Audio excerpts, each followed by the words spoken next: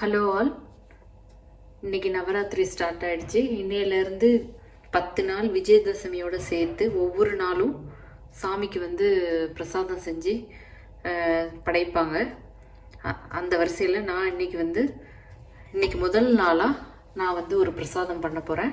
அது ஜவ்வரிசியில் ஒரு கிச்சடி. இது வெயிட் லாஸ் ரெசிபியும் கூட.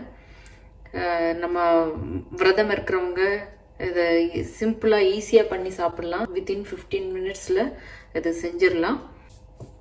இதுக்கு முதல்ல ஜவ்வரிசியை நல்லா தண்ணியில் ஊற வச்சிடணும். ஒரு மினிமம் 5 hours நல்லா ஊறணும். இந்த மாதிரி சாஃப்டாக வர வரைக்கும் நம்ம ஊற வச்சு எடுக்கணும். இது உங்களுக்கு எவ்வளோ தேவையோ, எத்தனை பேர் சாப்பிட போகிறாங்களோ அந்த அளவுக்கு நீங்கள் ஊற வச்சு எடுத்துக்கணும். ஊற வச்சதுக்கப்புறம் நம்மளுக்கு தண்ணியே இல்லாமல் நல்லா இந்த மாதிரி வடிகட்டியில் நல்லா தண்ணியெல்லாம் வடித்து நம்ம எடுத்துக்கணும். அதுக்கப்புறம் தாளிக்கிறதுக்கு கடுகு, கருவேப்பிலை, வத்தல், அப்புறம் முந்திரி பருப்பு.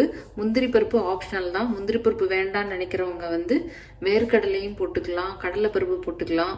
அவங்கவுங்களோட விருப்பம்தான். எலுமிச்சம்பழம் ஒரு 1/2 எடுத்திருக்கேன். அப்புறம் வெள்ளரிக்காய் ஒரு 1/2 எடுத்திருக்கேன். இவ்வளோதான் பேசிக் இன்க்ரீடியன்ஸு. இப்போ நான் இதை எப்படி பண்ணுறதுன்னு காட்டுறேன். இப்போ பேன் சூடானதும் அதில் கொஞ்சமாக ஆயில் விட்டுடலாம். ஆயில் சூடானதும் அதில் கடுகு போட்டுடுறேன். கடுகு வெடித்ததும் கருவேப்பிலை, வத்தல், முந்திரி பருப்பையும் போட்டுடலாம். இது ரொம்ப ரொம்ப சிம்பிளான ஒரு டிஷ்ஷு. இது கொஞ்சம் வதங்கினதுக்கப்புறம் நம்ம ஜவ்வரிசியை இதில் போட்டுடலாம்.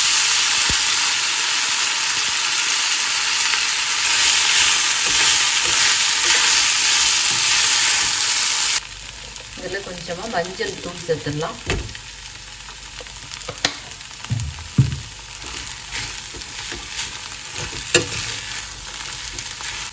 இது நல்லா சாஃப்ட் ஆகிற வரைக்கும் நல்லா வேகணும்.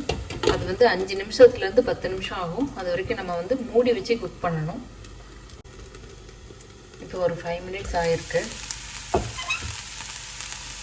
நம்ம ஜவ்வரிசி நல்லா நிறைய நேரம் ஊற வச்சிட்டோம்னா ஈஸியாக வெந்துடும். இந்த டிஷ்ஷு பண்ணுறதுக்கு மொத்தமே ஒரு 10 நிமிஷம் தான் ஆகும்.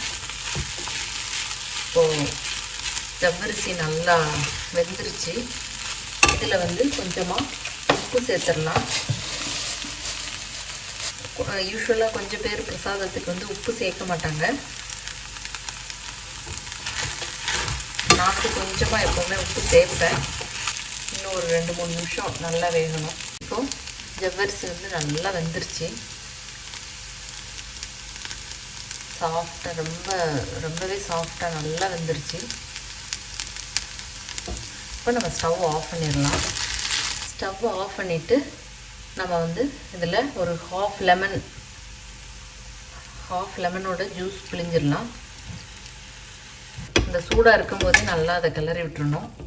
அதோடையவும் நான் வெள்ளரிக்காய் கட் பண்ணி வச்சுருக்கேன், அதையும் சேர்த்துடலாம். நம்ம அந்த சூட்லேயே வெள்ளரிக்காய் சேர்க்கும் போது வெள்ளரிக்காய் கொஞ்சம் வெந்து அது ஒரு நல்ல டேஸ்ட் வரும். நல்ல ஃபில்லிங்காகவும் இருக்கும். இந்த பிரசாதம் பண்ணுறது ரொம்ப ஈஸி. டேஸ்ட்டாகவும் இருக்கும், ஃபில்லிங்காகவும் இருக்கும். நீங்களும் இதை மறக்காமல் ட்ரை பண்ணி பாருங்கள். Thank you all.